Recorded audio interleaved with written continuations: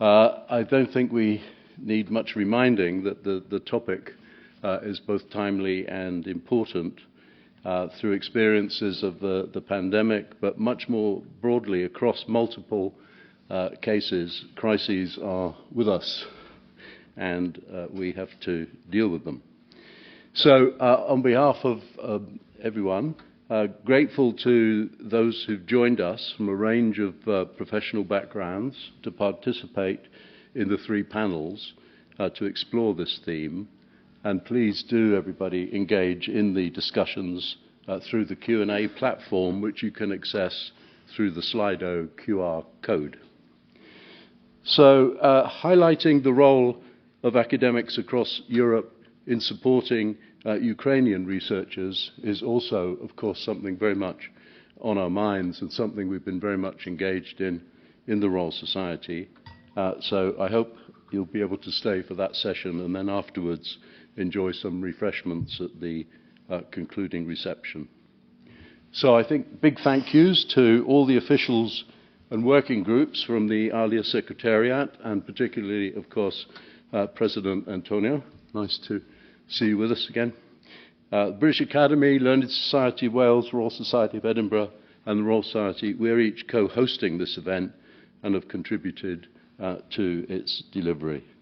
So I hope this assembly will be seen as a testament to our commitment to promoting excellence in science and collaboration between UK and wider European science institutions. Very important for us, given some of the political circumstances we find ourselves in. So a big welcome from me, and now can I ask President Antonio Lorenzo to share his thoughts with you at the beginning of the session.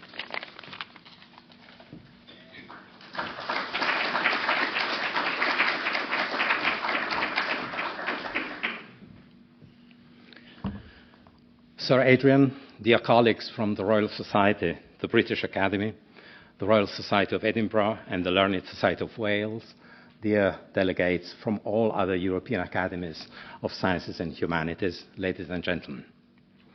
In the name of ALEA, the European Federation of Academies of Science and Humanities, it is now my pleasure and privilege, after Sir Adrian Smith, to welcome you to this conference on crisis and the importance of research, and follow up on the thoughts he just shared with us. Why should we, as European academics, scientists or scholars, be interested in today's topic, crisis and the importance of research? Because this topic quintessentially leads itself to our playing an active role as academics in the translation of science at the level of citizenship, that is, in what we call science communication or science advice. Over the last years, as individual researchers and as research institutions, we have increasingly become aware that science does not operate in isolation, but since the Enlightenment and the foundation of the first academies of science, such as the institution that is hosting us today, the oldest continuously existing of this kind, within a socio-political reality with which it stands in dialogue and from which it ultimately derives its legitimacy. As European scientists and scholars, we have so become aware that adequate social transmission and political adoption of scientific results is just as important as the academic production of good science.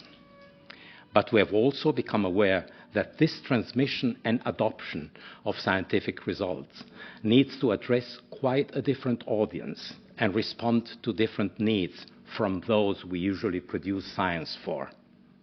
In our knowledge-intensive societies, science has gradually acquired what we might call a translational role. This specific translational dimension of science, which we call science communication or science advice, has become more cogent in our time of digital communication, in which with 2 mouse clicks we can enjoy both immediate access to a Nobel Prize-winning paper and to a Twitter of a conspiracy theoretician. 2 mouse clicks separate us both from a better version of Leonardo's Mona Lisa than the one we can admire in the Louvre, and from today's pictures of the sabotage of a water reservoir. The necessity to have political decisions informed by scientific evidence has now become a visual component of our existence, as scientists and as citizens. Take the pandemic and the Ukraine war. Science cannot and should not claim to be the only dimension in political decision-making, which would lead us to a kind of 19th century scientism, but science should never be falsely construed when engaging in policymaking. While in healthy political environments informed by a considerate science communication, political decisions are enriched by the variety of legitimate scientific opinions, in an unhealthy environment, science communication is silenced, and science advice is reduced to providing self-fulfilling prophecies in support of political narratives, mostly founded upon fake news. Crises are conditions in which this complex interaction between scientific and political decision-making processes can be observed under particular pressure. Thus, particularly interesting for us as scientists, particularly difficult for us as citizens, because our context and our interpretive paradigms have changed dramatically in the last few years. About 120 years ago, Max Weber defended the view that science should refrain from moral judgment, which, in his opinion, should be the prerogative of political decision-making. This position fostered the idea of what we now call independent science advice. Max Weber argued for the independence of science from political economy against the background of the national economists of his time who thought that political economy as a discipline should indeed be at the service of good government. But it remains a question what an alleged independence of science really means, even in democratic settings like ours in Europe, when virtually all scientists are public servants and thus at least morally bound to uphold the interest of the common good. Independent science advice probably means, therefore, independent of immediate political pressure, but certainly not independent of a clear allegiance to these shared values of the Enlightenment. This is the intellectual context of traditional European academies of sciences, such as ours, or of different science councils, of Wissenschaftsräte, Conseil Scientifique, etc. Bodies of eminent scientists and scholars whose judgment on specific topics would ideally inform considerate political decisions. This model, however, has recently come under pressure, first through the increased presence of science and academic institutions in social life. Universities have turned into agencies of economic and social innovation. Society holds expectations in exchange for its willingness to fund our research. Thus, gradually over the last 15 years, science advice has not been limited to august bodies operating more or less in isolation, but has rather turned into a dialectic between science and policy making in general at different levels, from seeking an impact on the perception of science in general in society to trying to exert an impact on political decision making. Last year, within what we call the European Science Advice Mechanism, ALEA coordinated an evidence-based report on crisis management in the EU, the results of which will also play a role in today's conference. Indeed, in the last 5 years, with 3 recurrent global crises, it is the very concept of crisis itself that has entered our daily life. During a crisis, government needs scientifically informed answers at a higher speed than evidence-based science is able to provide. Thus, our governments display a tendency now to rather turn to multidisciplinary task forces set up ad hoc for a specific purpose, and not to established communities or councils or boards such as ours. Task forces that are able to accelerate the delivery of required information, probably at lesser quality than if there had been more time, but good enough for immediate action. This is precisely the implication conveyed by the title of today's conference, which stresses the importance of research in dealing with crises, an importance which we never question at the theoretical level, but that constantly needs to be translated into action, particularly in times of what I would like to call our present critical turn. For crises have presumably always been there, from an objective point of view, always at more or less the same scale. But what has dramatically changed is our awareness of our being part of it. It is to be feared, therefore, that while the climate change, the pandemic, or the Ukraine war are indeed real empirical crises, it is unlikely that once adequate environmental measures are in place, or once the pandemic is over, as it is the case now, or once Russia has left Ukraine, which is unfortunately not yet to be forecast, we shall return to some kind of an Olympic calmness of a society without crisis.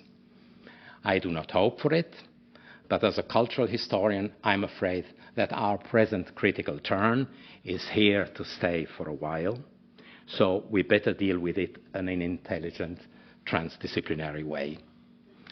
I wish us all a day of intense learning and have now the pleasure to introduce to you Professor Helen Fulton, Vice President of the Learned Society of Wales and a very active member, I should add, of the ALEA Working Group on the European Research Area. Please, Helen.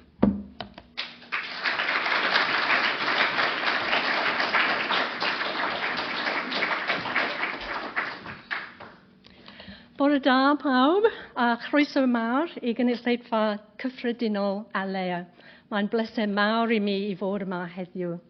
Good morning, everybody. Welcome to the General Assembly of ALEA. I'm very happy to be here today. It's a great pleasure to be here in the Royal Society. I'd like to thank our host today, represented by Sir Adrian Smith. And I'd also like to thank our fellow organisers and officials from the other learned academies of Britain. The 4 academies work together, the Royal Society of Edinburgh, the Royal Society, the British Academy and the Learned Society of Wales to plan and organise and design this event and its themes and sessions and find the speakers and so on. And it was really interesting to work together, and I think it's something that we would hope to do more of in the future. It's really important that we work collaboratively, as Antonio was saying, and especially in the UK, we need to work collaboratively with the EU, and ALEA is a wonderful way to make that happen. So I'd like to wish everyone a happy General Assembly, and as Antonio said, I'm sure we'll all learn a lot from today. So diolch yn fawr for that. I'd be fascinated to know, by the way, what the surtitles did with the Welsh. Perhaps I'll find out later. It's my pleasure now to introduce the first session for today on disaster response and adapting public services. So I'll just name our speakers briefly from your left to right is Tom Shakespeare, Tina Comes, Robin Coningham, and Hannah Cloke. So I'll leave it to them to get the session started. Diolch yn fawr iawn. Thank you.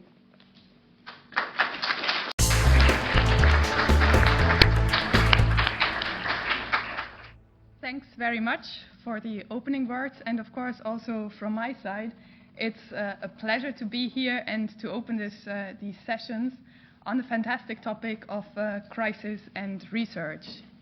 Now I paused a bit and started taking some notes when Antonio was saying, but why is this a good topic? Because as somebody who has been working on crisis resilient and disasters all my academic career, I hardly pause to question it.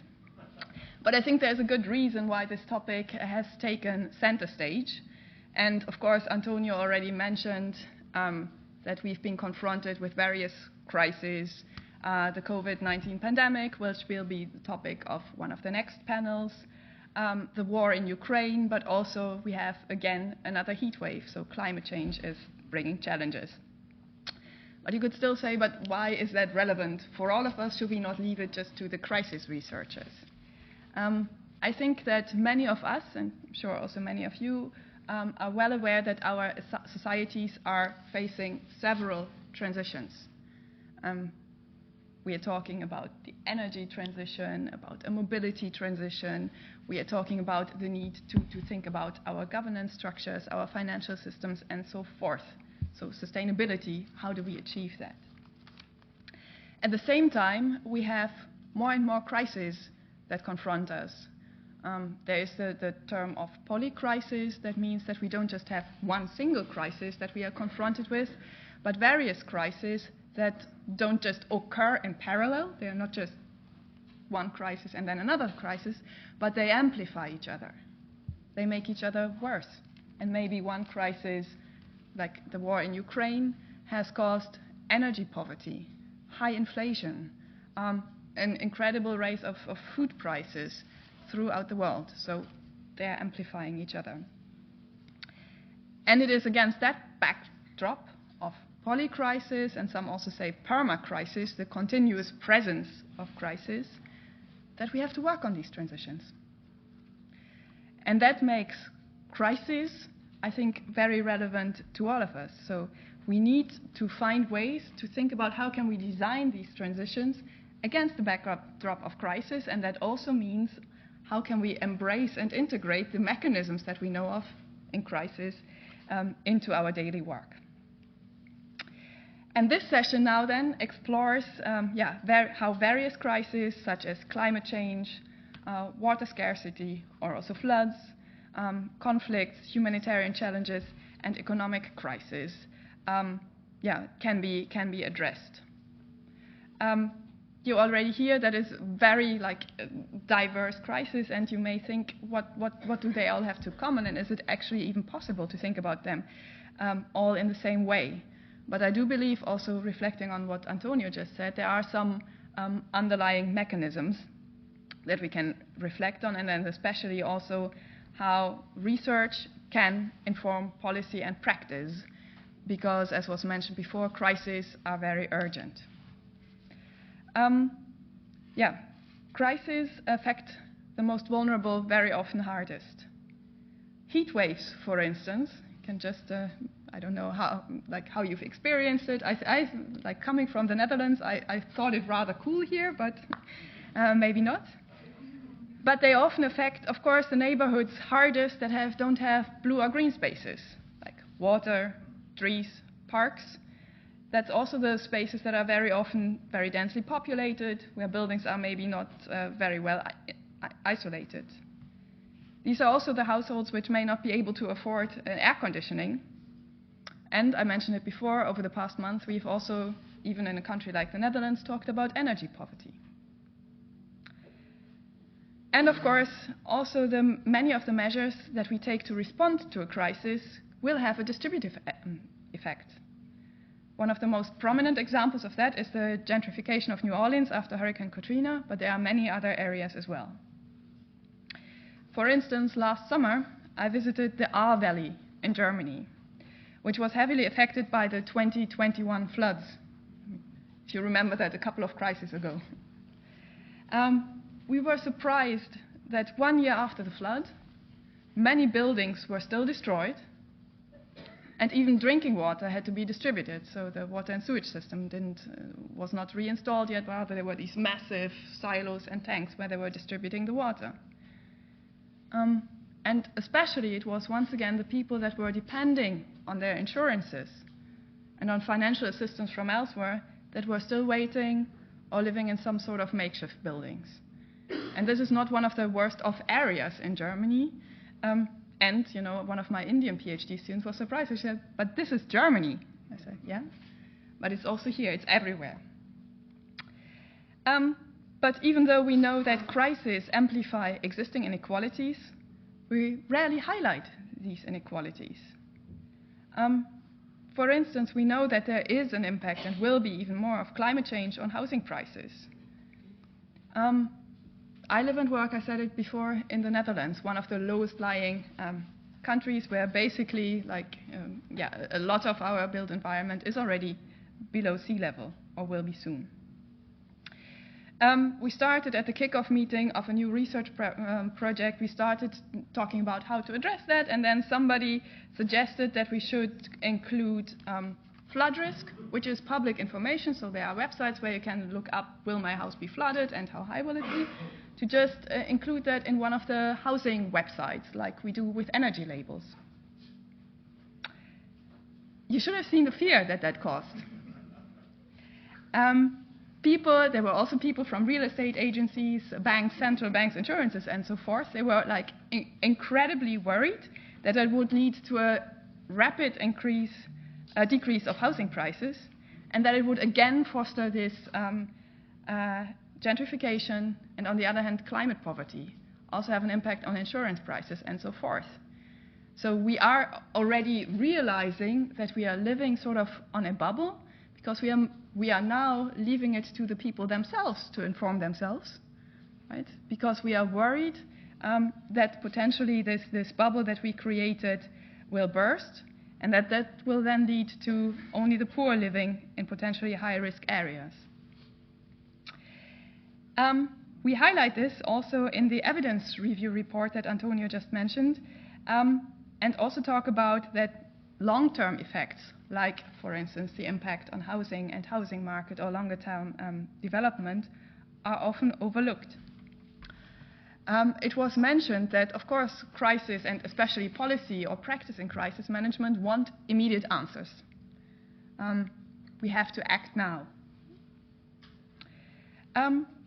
But these crisis decisions then have a tendency to focus on what is immediate, right here and now, or a reflex for quick technological or data fixes, and I'm allowed to say that because I work at a technical university. But we still have to think, and there I want to come back to what Antonio just said, so evidence-based research, of course, takes some time and also takes some reflection. But I think we really have to discuss about appropriate mechanisms to make sure that we are not happy with it's okay for now. Because I'm afraid, and really honestly afraid, that then we are just like always providing band-aids and quick fixes for something that needs more strategic, long-term, and real scientific reflection. So our evidence review report, I have it in my hands, it's here. In that evidence review report, we reviewed the literature on strategic decision-making across Europe. And I'm, of course, very happy and thankful to all my colleagues who joined the working group. In that process, actually, David Alexander, one of the working group members, is also sitting right here. Researching crisis during a crisis, or a poly or perma-crisis, as I called it before, is challenging. And Antonio called it at one point, it's like studying the weather while you're in a cloud. It is also challenging because these crises can affect virtually every aspect of our life. From our livelihoods and access to clean water, food, shelter, healthcare or education, to economic, finance and governance systems. And therefore, I'm extremely happy that we have such a broad interdisciplinary panel around me now. But it was also, I can tell you that, a challenge to put together this evidence review report, because crisis can affect so much.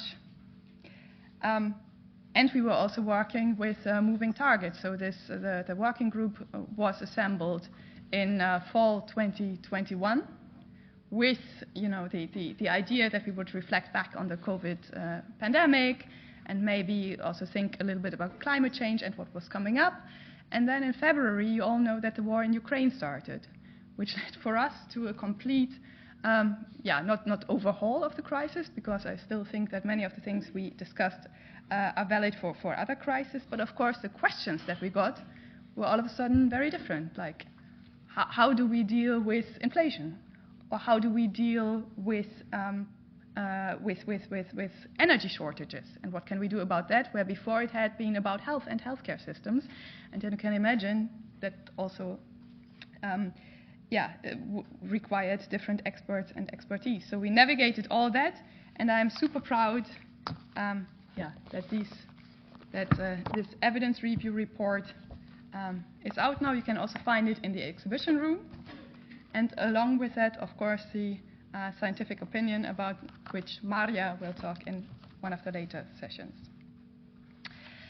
So, having said that, now we are going into some more specific topics and make it a bit more concrete and not all just very broad and vague and complex.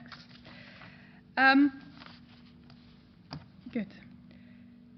A final point is that we highlight in the report that cascading effects imply that crisis can affect different regions or sectors. And one of the things that we highlight, and there's ample scientific evidence, is that we need to collaborate and coordinate. And therefore, I'm especially happy, also what was said before, to be here in the UK and talk about what we can learn and how we can address crisis management across different countries, societies, and regions together. So, without further ado, now we are going to the pitches of the speakers. I'm just telling you a little bit about how the panel will work. So each of the speakers was asked to prepare a 5-minute short pitch in which they will introduce some of their work and their statements. And after that, we will have a panel discussion. I already see the first questions coming in. You all have a leaflet. Can I borrow this? Please. On the back of this leaflet, there is a QR code on which you can send in your questions as they come up and while the panelists speak. I will receive them here. I've already said the first coming in on my tablet, and we'll then pick that up later. We will also have then in the discussion Toby and Celine somewhere in the back of the room. Waving, who will be going around with microphones in case you would like to interact with the panelists directly. So that's the program for the first session. Now I'm very happy to introduce to my left, from your perspective right, Robin Coningham, who holds the UNESCO's 2014 Chair in Archaeological Ethics and Practice in Cultural Heritage at Durham University, and is committed to protection of cultural heritage, joining over 30 international missions for UNESCO. And we actually couldn't have a Zoom call or prep meeting for the panel because he was in Saudi Arabia. So just back from there. He's also worked, both done archaeological fieldwork, but just told us that he is increasingly also working on more recent disasters and earthquakes, including Nepal since 2011, but also working after 2015 in Nepal. Good. Without further ado, the floor is yours. Okay, thank you very much. I realise it's always very difficult going first into one of these. My pitch is built on 4 points that I'd like to try and convince you about. Firstly is the relevance of those deep historic, ancient history, archaeology disciplines. I think that we offer a unique understanding which actually has relevance today. Secondly, it's drawn from reflections of work within post-emergency phases of disaster recovery. Some of those natural disasters, such as the 2015 Gurkha earthquake in Nepal, but also human agency disasters in Jaffna after the end of the Civil War, and then more recently with colleagues in Mosul. So I'll be focusing on some of the issues of diversity and inclusion. I will then touch on the potential of research, because that is what keeps us going. And then fourthly, look at some of the key challenges, rather than messages, the ones that face all of us. I'm an archaeologist. Coming to the first point, I'm a field archaeologist. I've spent most of my career studying quite dead civilizations and cultures. For me, the long past offers an understanding within a longitudinal aspect with heritage science added in to understand how different aspects of the society have attempted to adapt to changes but frequently fail. And Norman Yoffe says it's surprising civilizations actually last as long as they do, rather than the fact that they fail. So that is the perspective from where I come. I work mainly in Southern Asia, where we've seen challenges from trade collapse to environmental collapse. My PhD was based on the hydraulic civilization of North Central Province in Sri Lanka, which you could put down to a general path dependency over irrigation, over reliance, and lack of adaptability. But for me, the archaeological record with the heritage science added to it actually provides us more than memento mori. It actually provides us real examples of technical innovation, successes, and also then adaptation. So we can look to the past. I firmly believe, we've argued this in the Journal of the British Academy with my colleague Lisa Lucero, who works in Mesoamerica, that we can learn lessons of adaptation from the past that will actually serve us sustainably in the future. That's my first point. Second point is reflecting on disasters, diversity and inclusion. Whether we like it or not, there is an extremely well-oiled disaster industry. The moment a disaster happens, there is almost an industry that flies in. Engineers go around the hotels verifying that it's safe for international teams to go in. There is a highly proficient set of those who are almost the first responders, okay, the second responders. This mechanism works extremely effectively for bilateral, for multilateral sources, agencies. They are the first go-to, and they sort it. Some of them are profit, some of them are not profit, and then after recovery is reached, they move on to the next disaster. This process, although immediate in terms of humanitarian relief is core, actually has huge exclusion. It excludes academic communities within those countries, frequently within my experience within Southern Asia, within MENA, it excludes those academic and practice-based communities, but also critically, it absolutely excludes indigenous knowledge-based practitioners, those who have an understanding of traditional systems. This is inescapable, and indeed the contracting system also excludes them, and then communities are excluded, leading to the re-topographizing of landscapes, frequently excluding people taking an opportunity to remodel entire landscapes. The third point is the role of research. Mostly, when I've been working in post-emergency disasters, we are seen as being a luxury. What are we there for? We're not really saving lives. As someone who works in heritage, intangible and cultural heritage, actually, there is almost no funding. For the work we undertook after the 2015 earthquake in Kathmandu, we managed to stitch together arts and humanities research funding, British Academy funding, UNESCO, National Geographic, Government of Nepal, and some money I managed to extract from Durham University. But actually, it allowed us to co-design the sorts of interventions that worked with traditional knowledge practitioners within Nepal and also with communities. One tends to see these flags of community engagement as important, but actually the communities are absolutely myriad.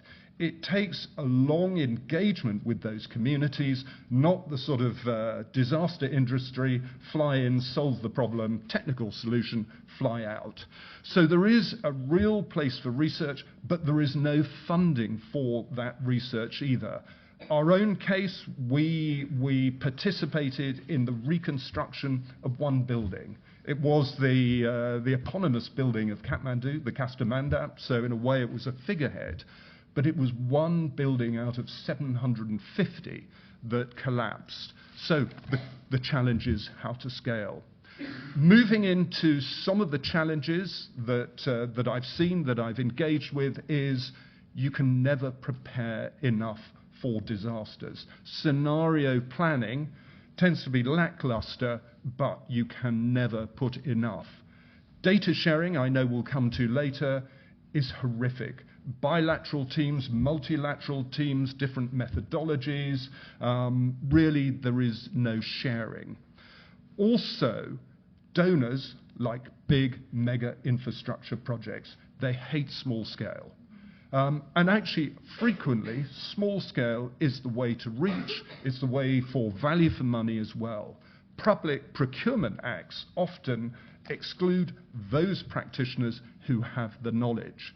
So it's not just technical solutions, it's actually social, cultural solutions as well. And part of our problem, particularly within my area of cultural heritage, is we can't even monetize it. So if we're talking about losses, needs assessments, actually it's extremely difficult. And then the final area is, although we are all here at a meeting, there is a lack of transdisciplinary teams able to be deployed. There is a lack of funding that allows an agile response to disasters, so that the research, and some of that is interventive boots on the ground research, can start collaboratively right from the beginning. None of the courses, I teach a course in MA International Cultural Heritage Management, we now have a Protecting World Heritage module. Actually, the training that's offered is really not fit for purpose.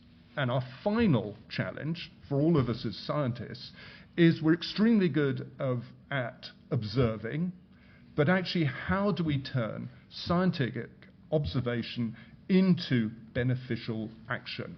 And that, I'm hoping by the end of the day, we'll be able to see more of. Thank you.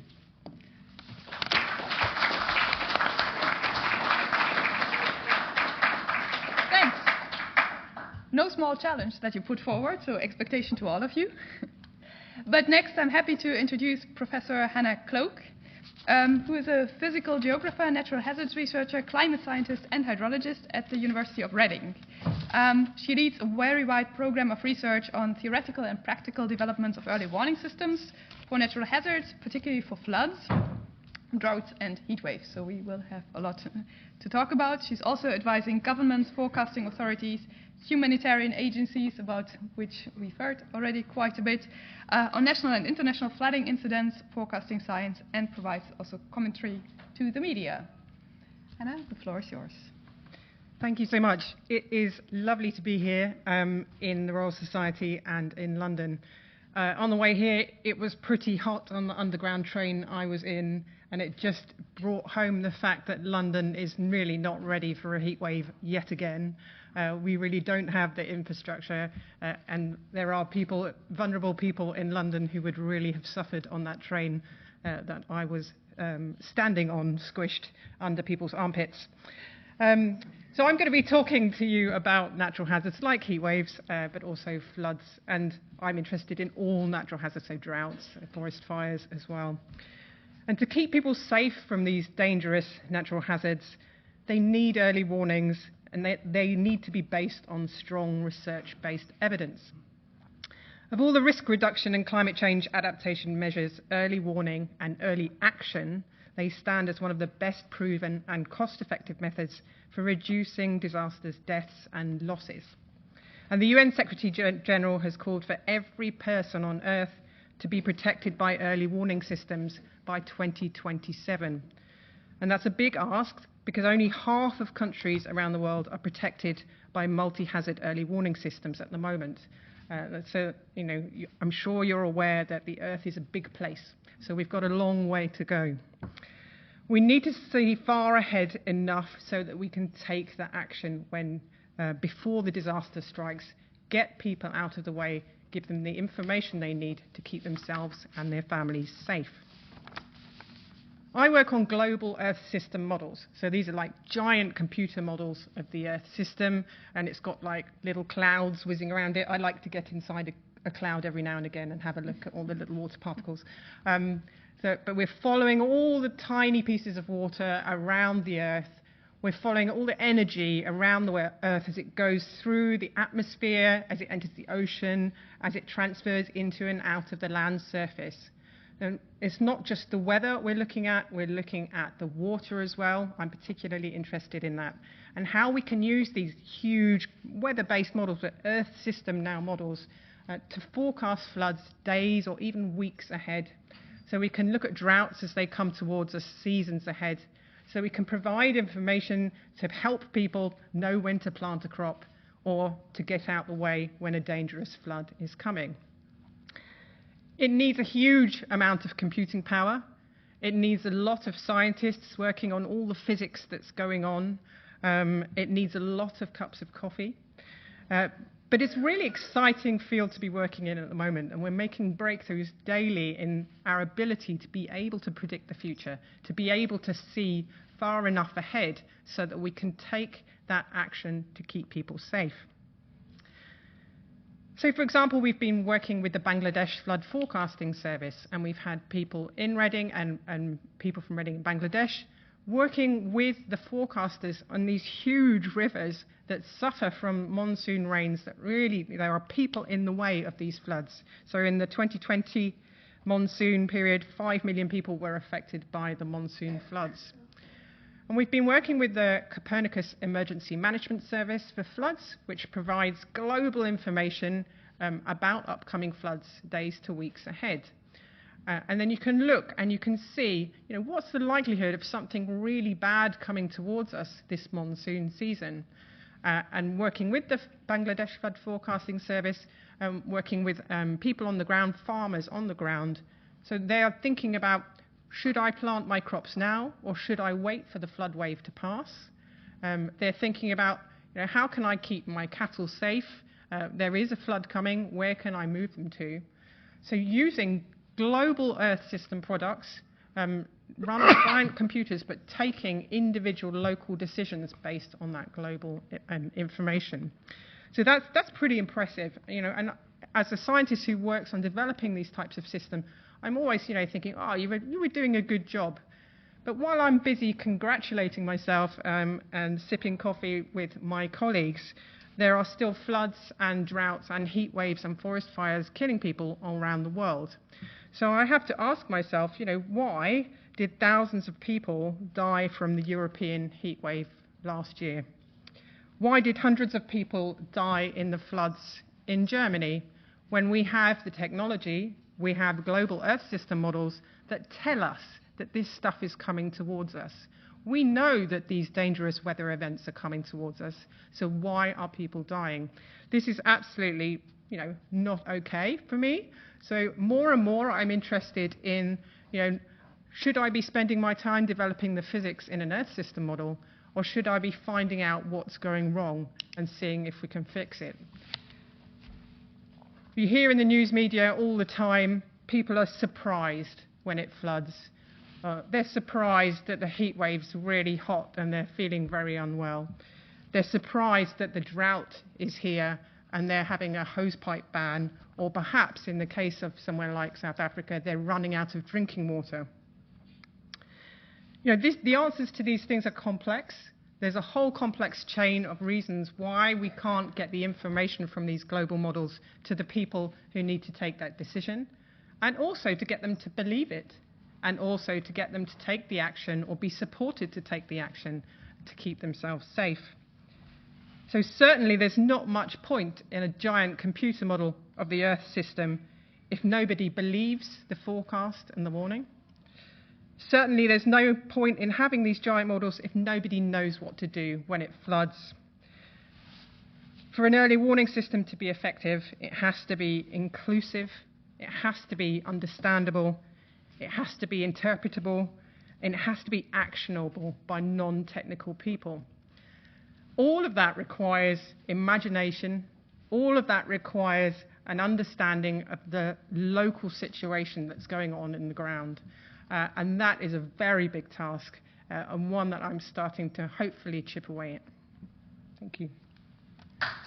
Thank you.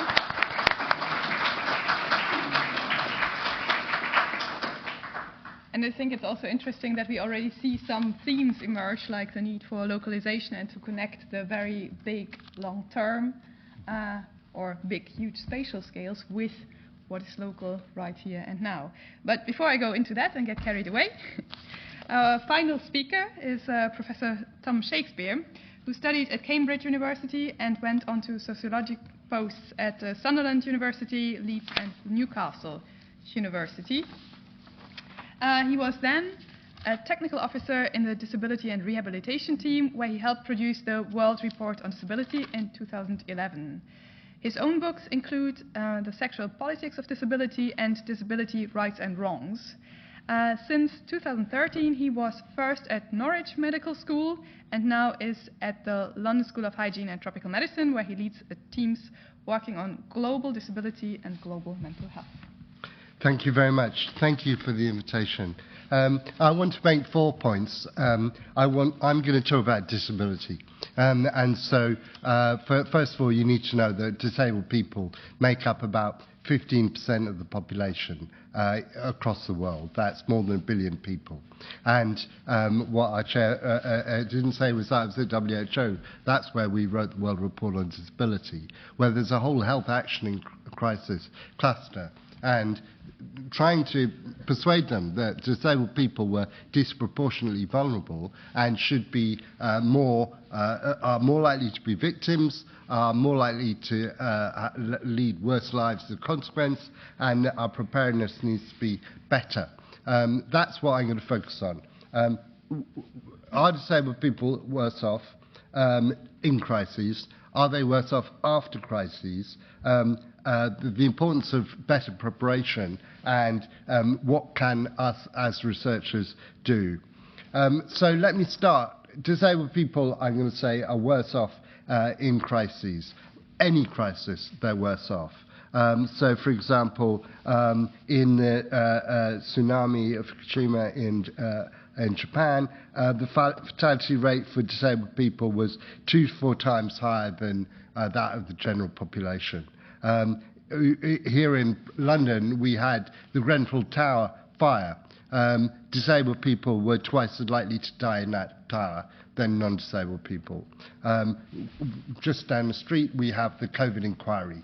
Currently hearing evidence. I'm providing evidence for that about disability. Disabled people were disproportionately victims of COVID and of measures to protect society from COVID. And we've done that work globally, not just in UK, and it's generally the problem.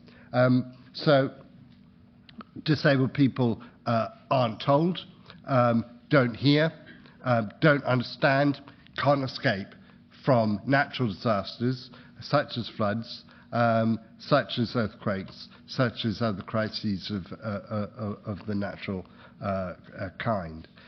Even in the Ukraine war that we've referred to several times, the refugees who are coming are not predominantly disabled people. Disabled people are being left because it's too complicated and too costly and too damaging to them to move.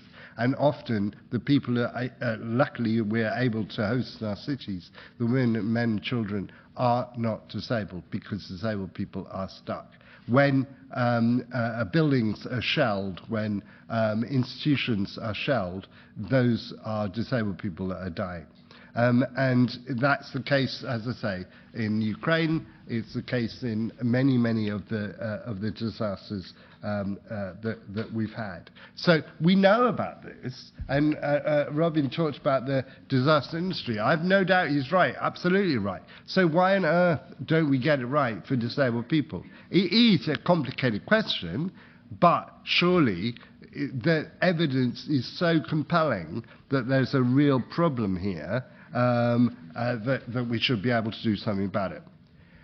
After crises, after disasters, there are more disabled people. So, for example, after COVID, there are many, many people throughout the world, but particularly in Europe, we're talking about now, who are experiencing long COVID. After earthquakes, people are disabled, they're paralyzed because the buildings fall on them, or there's some other crisis. So for every death in a disaster, an additional 3 people are injured or disabled. So, for example, the 2010 earthquake in Haiti, approximately 200,000 people experienced injury of disabilities. So that's a large number of the 3 million people who are affected. So people are displaced, people have to move, people's houses are fall down, but there's also a huge amount of injuries. And similarly, if we're talking about global heating, then you can imagine the effects of that, not just in killing people through heat, but also refugees, also ill effects of climate, which are long-lasting. So if there are more disabled people after crises and disasters, then we'll be ready for them, right? Wrong. So informal settlements where people are moved to are often not accessible. Things like, basically like getting water is, we human beings have not been very good at distributing that fairly and justly. Food. When there's food scarcity, where are disabled people in the press for getting to the head of the queue? They're at the back of the queue, if they're there at all. So we know what to do. We know that, for example, after the tsunami in Sri Lanka, there were reconstruction of buildings that were more accessible. But too often, the buildings, the food distribution, the latrines, the sanitation are not suitable for all the people who need to use them. So lots of problems after. We need to prepare better. For example, the WHO has a list of essential medicines. Now, we can predict what people's health needs will be after a disaster. What about all of the disabled people who rely on, say, just simply insulin for people with diabetes? But also, you might talk about wheelchairs or catheters. You might talk about technologies as well as medical supplies. There are more disabled people. There are more disruptions to all sorts of infrastructure, but we're not very good at making sure that what we put in place is accessible to all. And remember, 15% of the population are disabled. Something rising to something like 50% of all disabled people are over 60. So lots of older people who have particular needs and so forth. So we need to prepare better. We need to understand the different range of body forms and needs that we come in. We need to understand how people can be excluded, how we need to, how they will leave behind key things, whether it's prosthetics or orthotics or medication or whatever, or spectacles, as simple as spectacles, which will render them disabled if they don't have them after the crisis. So better preparation. And where does science come in? Where does research come in? Well, a lot of the questions, they're not complicated questions in many ways. Things like communication and information systems need to be accessible, and making sure that they can reach people who are blind, who are deaf, who may be confused, who might have limited understanding. That is about science and research, very applied in many cases, understanding what those needs are and how to best meet them. Accessibility. I mean, we have engineers and we have planners and we have all sorts. We have an industry, but surely that can be accessible to all. That can be, or at least it needn't put unnecessary barriers in people's ways. Understanding what are the common needs, what should be on the list of essential medicines or essential rehabilitation technologies. Rehabilitation services, how can they be best delivered? And not in a hospital is the answer. Where people live is the answer, and would be much more appropriate for a post-disaster situation. How can informal settlements be made accessible to all, be made inclusive, be made safe? Those are key questions which I think it will take social research, not just social research, it can indeed be, as Robin said, historical research, to understand how we can avoid these problems. There are good solutions out there, good solutions worldwide, good solutions from history and prehistory. But unless we know them, we're going to repeat the mistakes. And every single crisis, every single disaster has made the same mistakes. And we need to do different in the future. And for that, we need science. Thank you.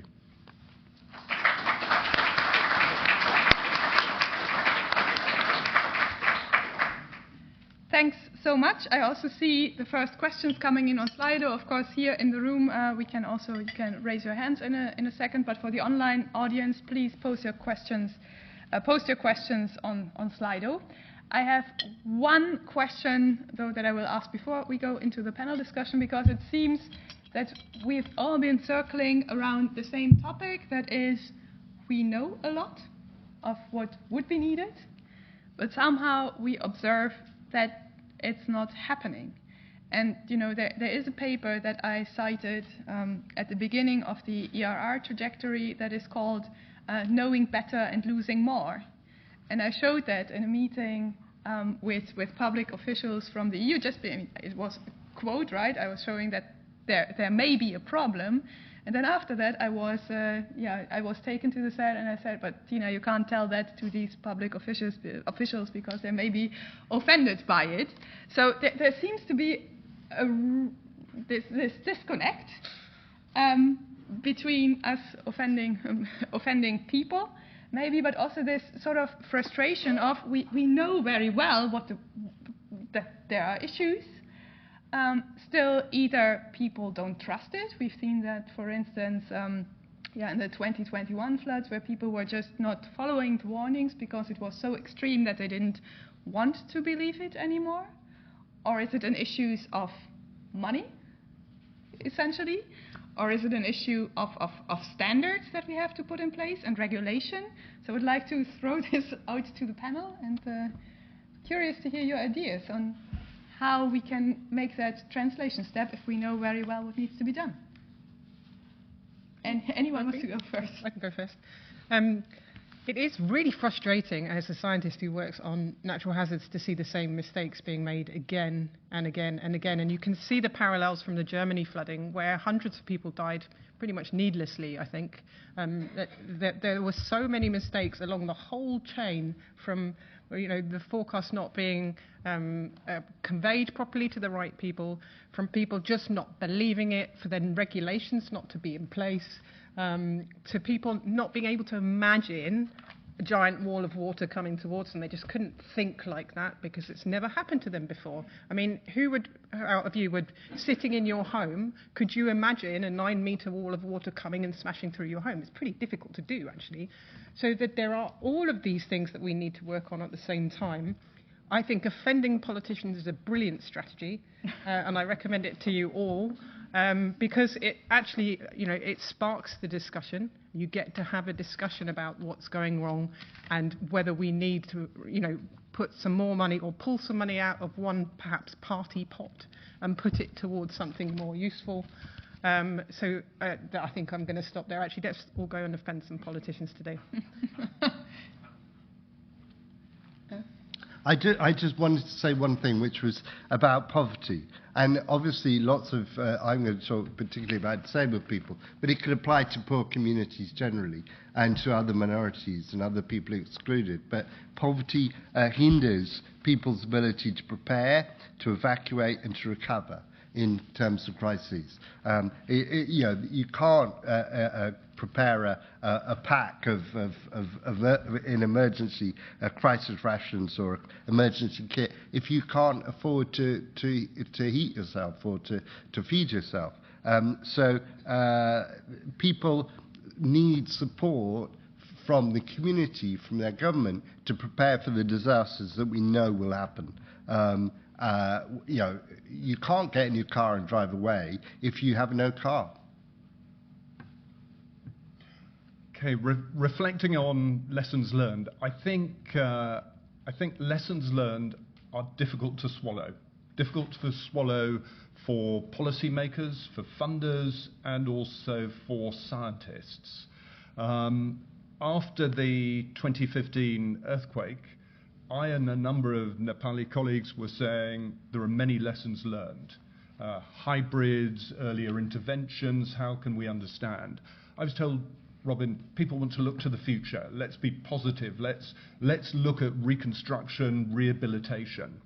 And it's only this year that UNESCO set up a scientific steering committee for the Kathmandu Valley that we're able to see the commissioning of a lessons learned. So probably the report will be out 10 years later. It's late, but at least there will be a report.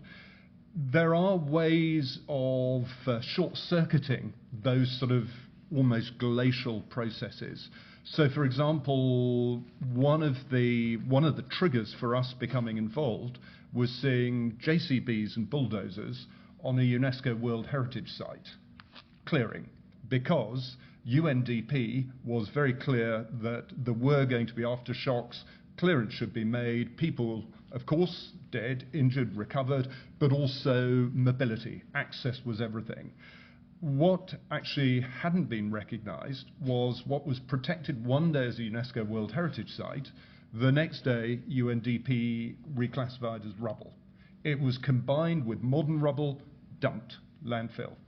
Now, they've now identified as part of this process that it costs £1.34 per brick to fire to that quality, to that standard, plus all the environmental costs and the bottlenecks, because you need to move all the anthracite from India to Kathmandu in order to fire them. So you have this, what was a decision made without really identifying the potential irreversibility, negative aspects. So we, having complained, were given the opportunity of piloting with a building that came down. We were given armed police force, army and police, and we were told, do a pilot. How can you recycle? And it was possible to recycle, and a number of Sri Lankan colleagues had been funded from the Sri Lankan government. That then triggered the scaling to Jaffna Fort, where similar, although not after an earthquake, after a civil war, we had the challenge of 16th century Dutch brick, which can't really be purchased easily today, but also coral blocks, which again are inaccessible. So even simple things like recycling save millions, but actually the industry doesn't really see that. The lessons learned are horrific, because if you think of the economic cost, the wastage that went on, so actually digging deep into those lessons learned as quickly as one can actually prevents those sort of almost irreversible disasters that we see unfold, almost secondary cultural disasters following on the first. Okay, thank you. I just wanted to also anecdotally, I think there are also vested interests, of course, in place. You spoke about industry. I will give another disaster industry. I think there's also, for instance, I spoke about real estate and real estate financing. I have another example from a city in the Netherlands, an old city that is situated, or the main old core of the city is within a river, so it can be flooded relatively easily. It's Dordrecht. And they are planning one of their neighborhoods as a potential shelter location should a rapid flood come at them. And then we had a workshop with urban planners and people from the municipality and then the architect office that was doing the design, and then we were discussing what would be needed to, for instance, be inclusive, but also to, if you just this imagination, right? There is a wall of water potentially coming at people, which are all on an island. Imagine what happens, right? People will try to escape one way or another, and they will all go to the exit route, which then probably will be clogged relatively quickly. So, and then you bring these scenarios to these developers of the real estate, and they tell you, but, yeah, we can't plan for that because we really have to be able to sell these apartments. And then we had a discussion with them. If you announce something as a safe haven, as a shelter location, does that not also come with a responsibility around it? But then, there were all these vested interests, so it's difficult. Before hopefully quick question, because we are now, of course, with so many wonderful colleagues from science. Is there anything, and you, of course, I think many of you brought up also the challenges for research. Is there something that we collectively can do to advance in a transdisciplinary way? Or is there anything that research should also be changing? Or is it all just the bad people outside of research that don't listen? I think there needs to be more involvement of disabled people in the research, but also in the planning and the discussion of what to do. I think that a lot of the problems that I've described are exclusion of disabled people from plans. And if you ask people, they know what they need, and therefore more participative approaches are really, really important. From my perspective, I work in an industry, effectively, in a research industry that has billions and billions of pounds pumped into it to develop things like the Destination Earth digital twin. That's going to do high-resolution weather and climate simulations, and it looks very sexy, and everybody thinks it's wonderful. And I like this stuff. I mean, this is my discipline. I think it's really important. Yes, it is. But that money, I think, could be better used to do local-based participatory research, because that is what we are lacking. But of course, that is a very hard sell. I don't necessarily want to give up my digital twin, but I think I would, because I think it would make a bigger difference. Yes, reflecting on it, I think there is very little research available now, particularly after Global Challenges Research Fund closed. When it was there, it gave an opportunity for those of us with interests in practitioner, in community engagement, in terms of really meaningful partnerships, global partnerships, frequently south-south-north. Now, with the sort of portfolio of funding that's available, it's really quite torturous to try and fit, dare I say it, sort of benefit into state-of-the-art non-ODA compliant research. It's extremely difficult. When one's looking at post-disaster recovery, or even we're now seeing if we can move into the area of applying heritage science to water harvesting in India and in South Asia more generally, looking at sort of traditional knowledge systems of water harvesting. How can you water harvest, for example, flash floods? There are ways of doing it very effectively. But the challenge is, how do you fit that into our traditional methodology of UKRI dictating the calls, and it is exceptionally difficult. The longitudinal sorts of studies where you build up trust, where you can work and also strengthen capacity, because of course you are not trying to recreate a neo-imperial network of scientists, but actually how can you lead to those sorts of scientific startups with just short funding that might have a 5-year window, in which probably year 5 is your exhibition. So the framework of funding is deeply flawed. Thank you. Thanks. And yeah, I'm happy. So the first arms are already raised. So we are now going to questions with the audience. I would first take questions in the room before going to these. Yeah, I think we had 1, 2, 3, 4. Yeah, but first was, yeah, in the back, the gentleman. You can get up.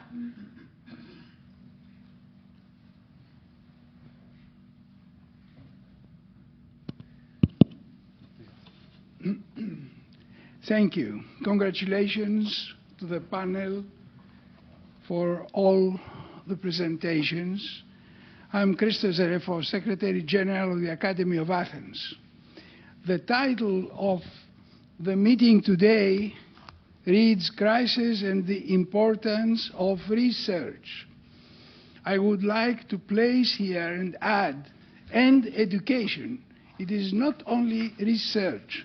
All the questions you have posed and all the question marks that were risen, I think they have a simple answer. We start with the little ones and we go to the elder. They need to know. You mentioned of the carton of 9-meter water coming into a house. They need to know what they have to do.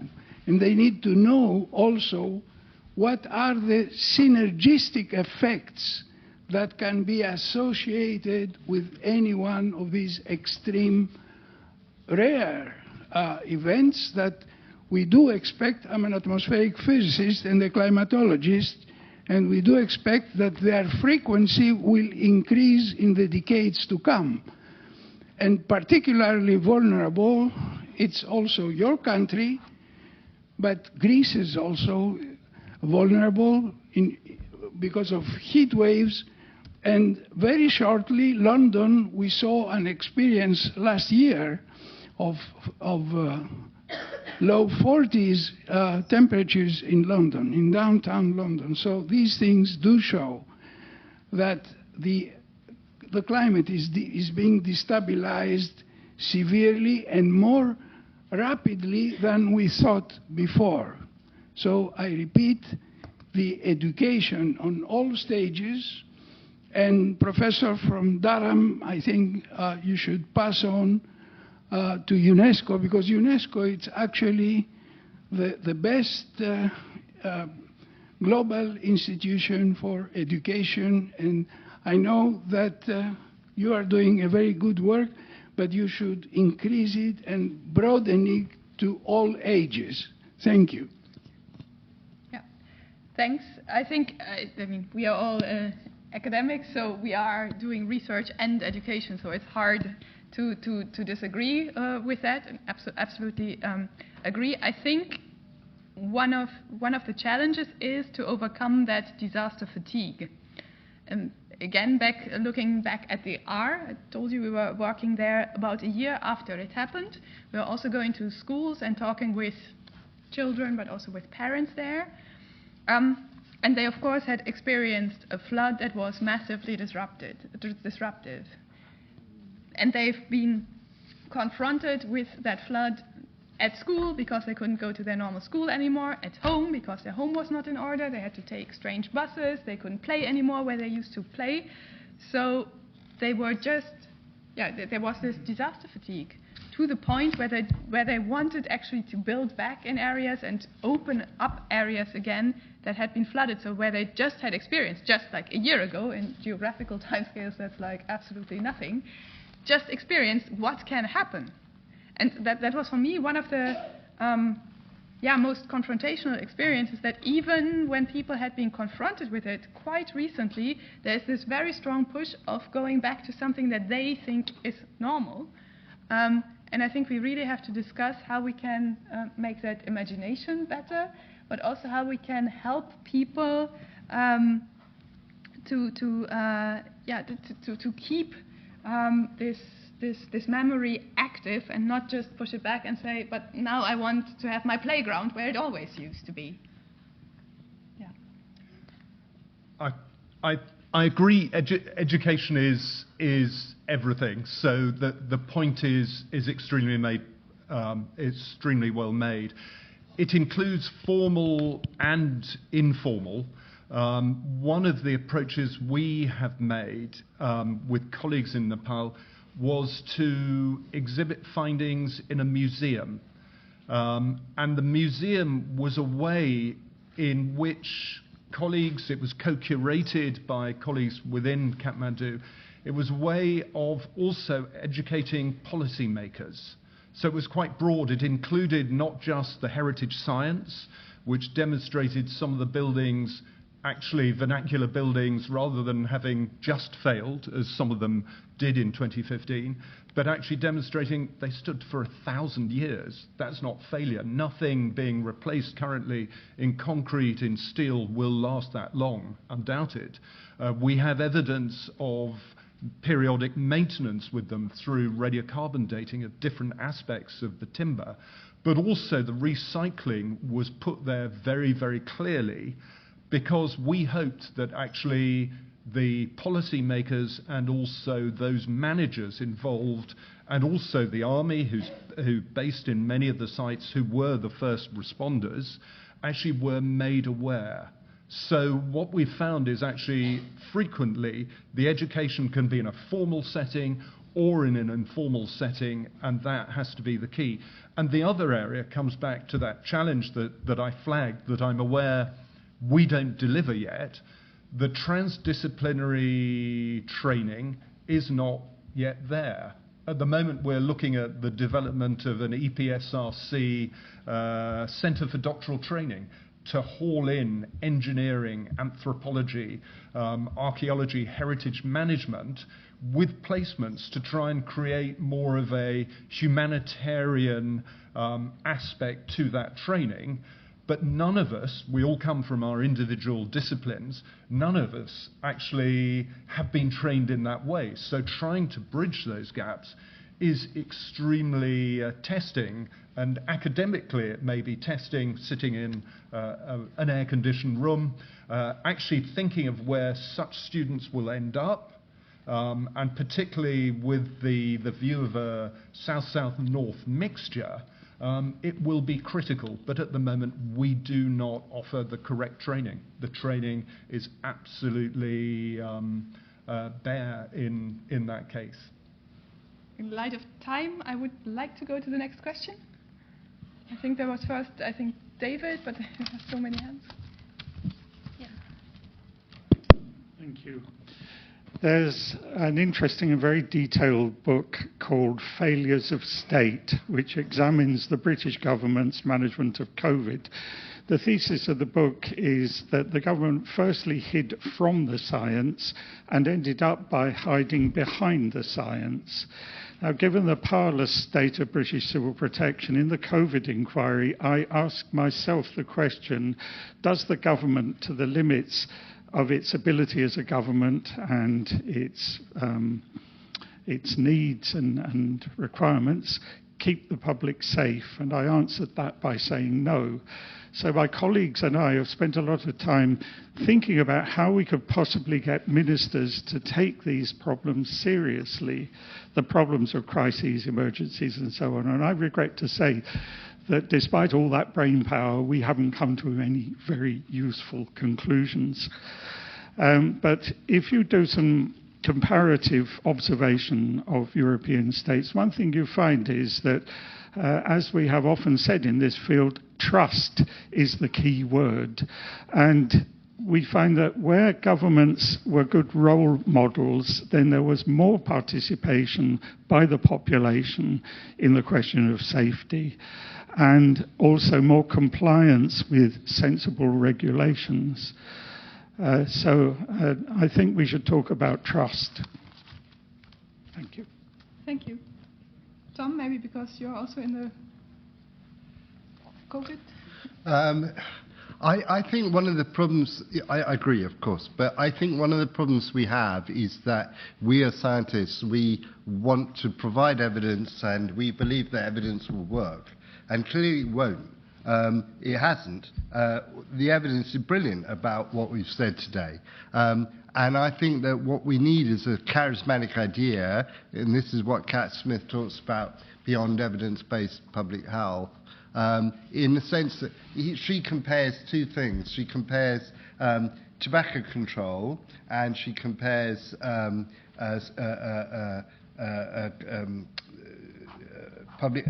basically social effects in public health, social determinants of health.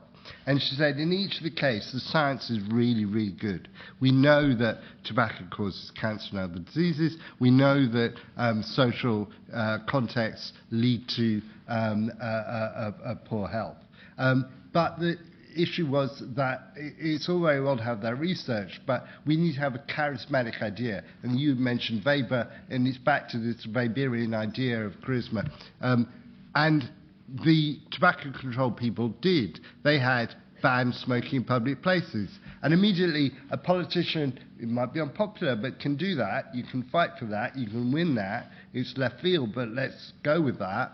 Whereas, what is the answer to social determinants of health? Well, obviously redistributive taxation and all the rest of it, but not obvious, not straightforward. And I think that we need to encourage lay people to understand, this question that you raised, that in Germany people were going back to, where there was flooding and where there were disasters, people were going back to the old playground, or people were thinking it will not happen again. But this point that we raised and you started with, that disasters are the new normal. They will happen all the time. You can't go back. That sort of public understanding, that charismatic notion needs to be more widely adopted, because governments are going to do what they're running on 5-year electoral cycles, and they're going to do what's popular. So we've got to make it popular. I don't think we can tell government we have the science, we know what to do. I think that they will come back to us and say, well, there's no votes in that, and they'll be right. And so we need to make sure there are votes in it. Yes, hello. My name is Rudolf Future. I'm the coordinator of SAPEA. And I'm a bit surprised about the discussion speaking about government, because government, what does it mean? I mean, this is not a one thing or whatever. This is a very complex thing with a lot of people, with a lot of things which needs to be done. And with some of these reflections you made that politicians need to get credits for what they do and all these kind of things. But if we speak in bubbles, for example, so you're sitting here as scientists who are dealing with crisis management, which is a kind of bubble. And the same bubble exists, so to say, on the government sides, which are those who have the responsibility for that.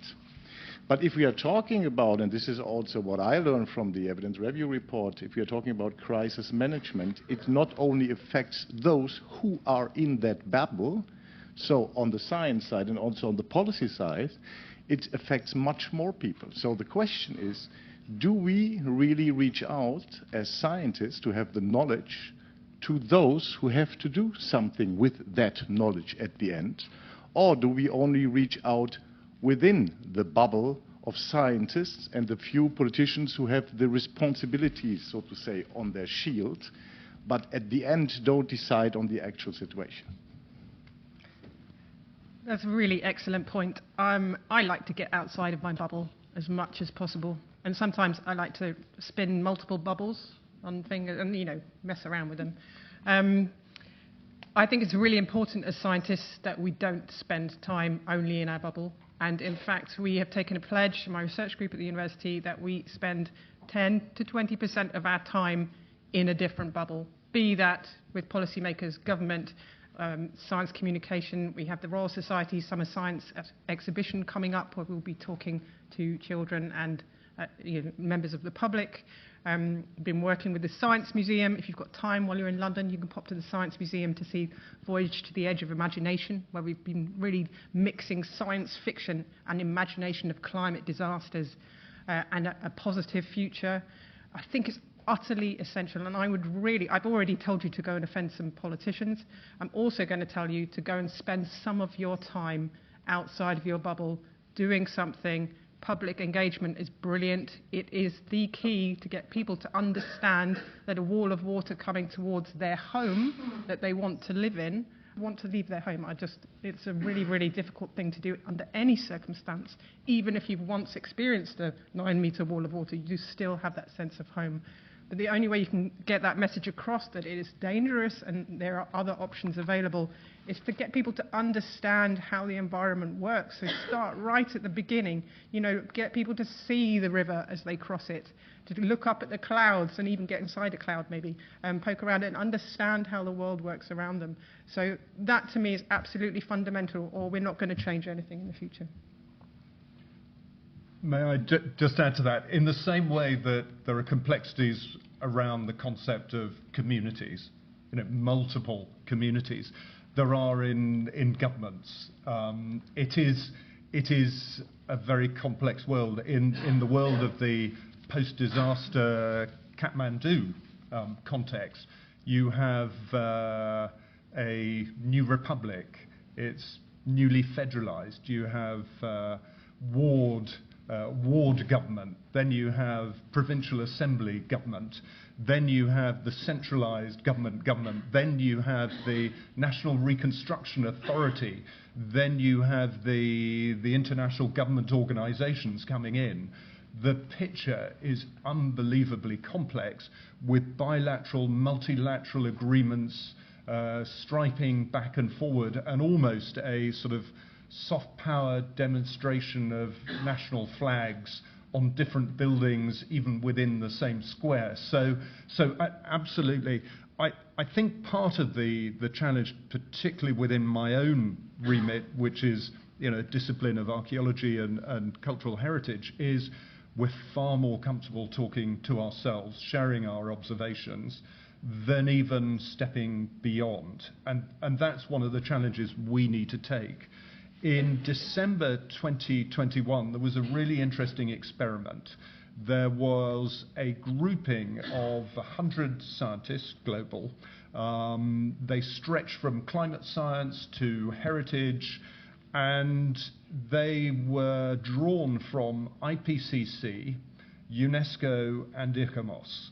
And the aim was to try to draw together an action plan, an agenda, to transform and to identify case studies to step to scale. Now, it, I hope, is not going to be another fine report, and it will actually lead to action. But the question is, how does it lead to action unless one can pivot on funding and a general agreement? Otherwise, we're destined to be observers rather than actual actors. Okay, thank you. I think looking at the time, I'm also keeping track of time. I know we were allowed a little bit to go a little bit over time, but so there were 1, 2 points. Okay, so with also the request then for short answers. Yeah. Hello, from the Royal Society. I'm Esperanza Hughes Salinas. You mentioned that human behaviour is really important many times. So I just wonder whether, is research on human behaviour, so for example the COM-B model where someone will only change their behaviour if they've got the capacity, the opportunity and the motivation, is that being applied to disaster research well enough? And second part is that research inclusive enough? Are we sort of exporting Western behaviours to places where there are disasters, or are we considering the behaviours and cultural motivations and thinking of those places? Who wants to go? Short answers?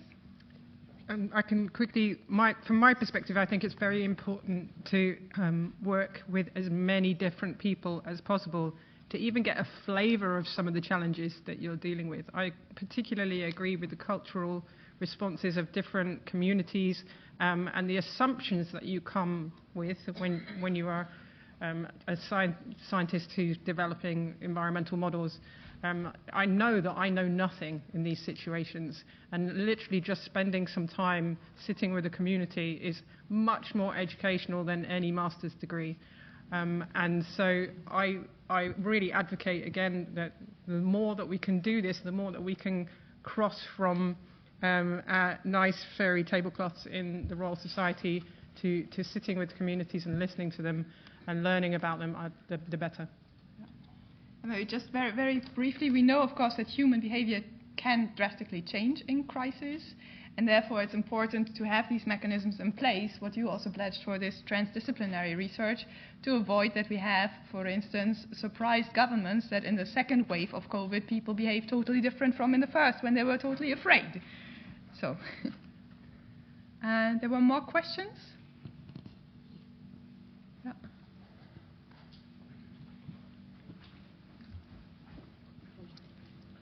Yes. Hi. Oh, okay, great, thank you. Yes, Francis Crawley. I think that one area that we could work on is the area of policy, because that is an area where we can move between science, education, and government. And also I wanted to compliment my colleague for mentioning UNESCO, because I think UNESCO is a very good organization with which we could work through and do this here. I just wanted to add as well that one of the difficulties is that disasters are almost inevitably transnational. So the German flood you are talking about from Leuven in Belgium, it's a very small country, I know, but in fact those floods began in Belgium and they were just as severe. And this is also the case, for example, with the war in Ukraine, has dramatic effects on Europe, on Russia, CIS countries. So I think that this is one of the challenges. And working on policy would be a way to reach across to the international divides. Thank you. Thank you. Any quick reaction? Or do we just agree? Yeah. Then I think there's consensus here that, yeah, of course, and it's, I think, stressed. There's, I think, yeah. The scientific evidence behind that is also very, very clear, that we need to collaborate and coordinate, and that is like highlighted by one crisis after the other. It is just indeed extremely difficult to realize, especially, you know, we already mentioned cultural borders, but there's also just the language barriers if you look at Europe. Just a reflection on UNESCO. As a UNESCO chair, I'm deeply linked to it. Durham also has a World Heritage Site. What I would say is, in a way, we're all UNESCO. Each state will have its own national commission for UNESCO. So in terms of working in tandem, there are different ways of influencing UNESCO. One is via headquarters. The other is actually via the national commissions. And bearing in mind that the geopolitical table is shifting with the US rejoining, it's going to be a very interesting time. But the UK National Commission is very active, and a lot depends on how active those national commissions are and the extent to which you actually interact with them. We hold meetings of our UNESCO chairs within the UK. I'm assuming similar must happen across Europe, but it's not necessarily unified in terms of agendas. Okay, final question then. Yeah. Make Toby run. Thank you. Thank you very much for letting me ask the question. And I'm Susan Gray. My question is that maybe we're scientists, and I was helping old people in an old age home, and it's an old story, about 10 years ago, 15, and they made a fire door, and I really wondered if the lift broke down as it did, how they would get all the wheelchairs through the fire door, and that's all. And thanks for listening. Really, I think we have to start at home, looking at buildings, seeing if they're safe for fire. For example, there are lots of things to consider. Is there a fire escape? Is there a door where people can leave easily? When I go to modern flats, I can't see where there's a fire escape. I've really and truly looked in many, many flats. And thanks for listening. And have a nice day too. We can't always be gloomy. Well, that's why disabled people were twice elected today in Grenfell Tower. Because historically we put disabled people on high floors of buildings, which is daft. Because it was clearly they were not going to be able to escape if that building caught fire.